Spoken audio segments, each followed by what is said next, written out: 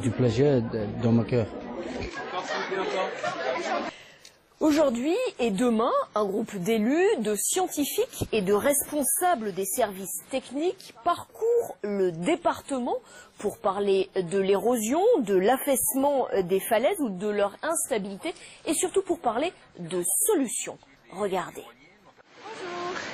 Le sentier du littoral, en pleine rénovation depuis plusieurs années, est un bon exemple de solutions trouvées pour éviter les affaissements. Nous sommes sur la commune de Saint-Mandrier et ces mains courantes, toutes simples, en fil d'acier, guident le public loin des zones dangereuses. Un peu plus loin, c'est un endroit, là aussi à risque, qui a été habilement interdit.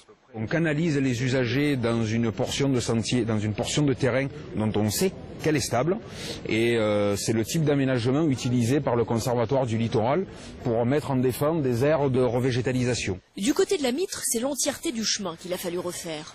Au fil du temps, les jours de pluie, l'énorme quantité d'eau provenant des propriétés voisines a fait s'effondrer la falaise.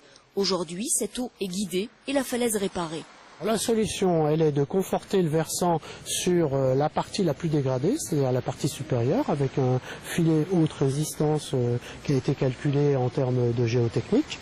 Et puis, on a recréé dessus une plateforme pavée avec une longue ligne pour renvoyer les eaux jusqu'à la mer.